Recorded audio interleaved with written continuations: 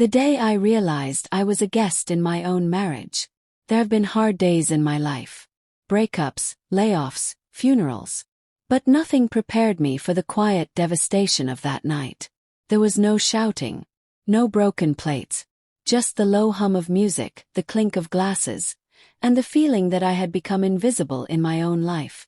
It was my birthday. And somehow, I was the loneliest man in a room full of people who claimed to care about me.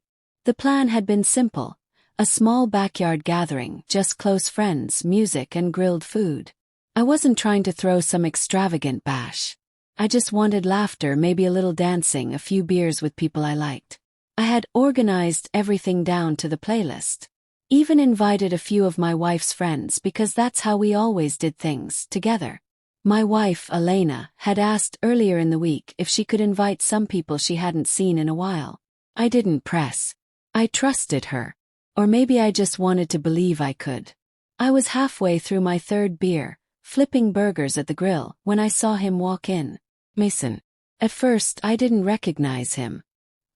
He had that confident, unbothered posture. The kind that makes you pause, like your instincts know something your brain hasn't caught up to yet. My friend Leo leaned over and muttered, "Isn't that Elena's ex-husband?" In that moment, the air around me seemed to tighten. My stomach dropped, and suddenly, the cold beer in my hand did nothing to numb the feeling that clawed its way up my chest. Elena lit up when she saw him. Not the way you greet an old acquaintance. It was soft and familiar, like a part of her had been waiting for him. She hugged him. Not a side hug, not a polite hello. It was full-bodied, slow, like she'd missed him. She turned toward me, smiling as if nothing was off. "Babe, this is Mason. I told you I invited a few old friends." I extended my hand. He shook it with that practiced, almost arrogant calm. The kind of handshake where two men pretend to be civil, but every inch of skin touching is screaming something else. I smiled, not out of kindness but because I wanted to scream and couldn't. I smiled because it was my birthday, and she had just set fire to my pride in front of everyone. I've never been the jealous type. I don't rifle through phones. I don't interrogate. I believe in privacy, in trust. But that night I watched her become someone else. The way she leaned into his stories, the way her fingers brushed his arm, the way she laughed. Not at jokes but at him. It all struck something deep inside me. And she was stone cold sober. Every move, every smile, every glance. Intentional. That's what broke me. Not the moment, the meaning behind it. This wasn't a slip-up. This was a choice. She chose to treat him like a memory worth celebrating. And me like a piece of background furniture. People noticed. No one said anything. But I felt it. That awkward kind of witnessing when your dignity is being dismantled and everyone is pretending not to see. At one point, Leo came over and whispered, "You all right, man?" He nodded. "Just tired," I said. What was I supposed to say? That I wanted to drag my wife out of the party and ask her why she brought a man who still lived rent-free in her heart. So I kept flipping burgers, poured drinks, smiled for pictures. I even made a toast because Elena asked me to. And the entire time, Mason played the charming storyteller. And she, my wife, played the girl who never really let him go. That night changed everything. After everyone left, the silence in the house was so loud it rang in my ears. Elena came up behind me, kissed my cheek and said, "That turned out nice, didn't it?" I looked at her. Really looked. And I realized, I didn't recognize this woman anymore. I didn't know what version of her was real, or how long she'd been living in a world I was never invited into. Said, "Yeah. Something like that." She smiled and went to wash off her makeup. I sat in the dark, staring into my glass of whiskey, replaying every detail of that evening like it was surveillance footage. And somewhere between midnight and morning, something inside me shifted. She thought I'd just swallow it. That I'd do what I always did. Internalize, forgive, forget. She had no idea I'd stopped being that man weeks ago. 'Cause I had noticed. All the signs. The dreamy looks when she scrolled through old pictures. The casual way she mentioned places they'd gone together. How his name showed up in her stories like a ghost she never stopped keeping warm. She used to talk in her sleep. One night I heard her whisper, "Mason, stop." It wasn't fearful.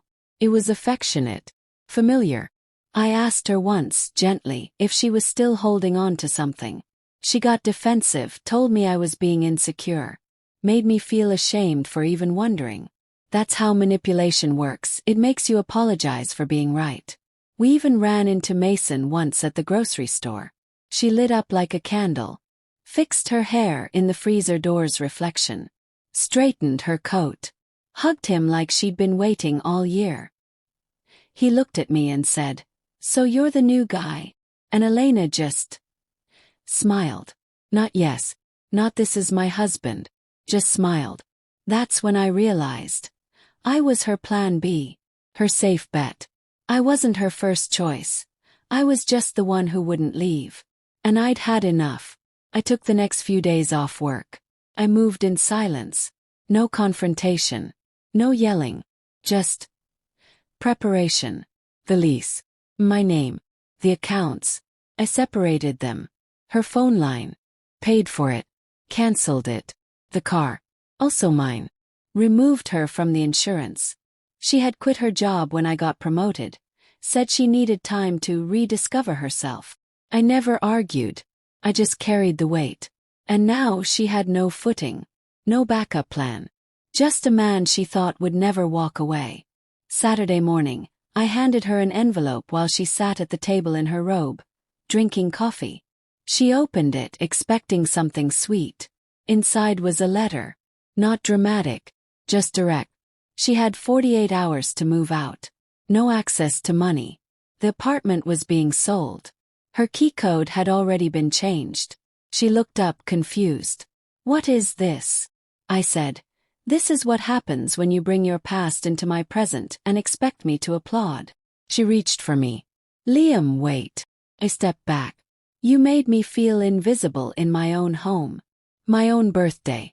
You touched him. Smiled at him. Laughed like I was a stranger. And you weren't drunk. You meant every second." She cried. Hard. The kind of cry that might have moved me once.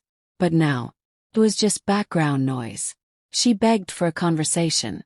I gave her one sentence. "You threw this away long before that party. You just didn't think I'd notice." Left. Had no choice. I didn't scream. I didn't insult her. I just let her go. Mason ghosted her. Turns out he had a fiancé in another city and didn't want the drama. Within a week, her whole world caved in. She went from glowing hostess to couch-surfing guest. I didn't block her.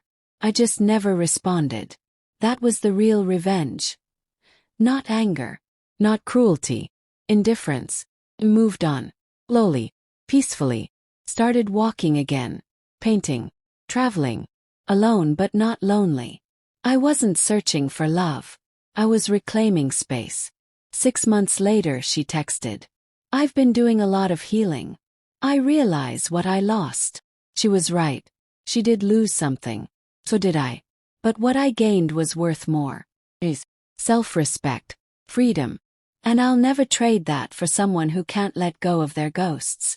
So if love finds me again, great.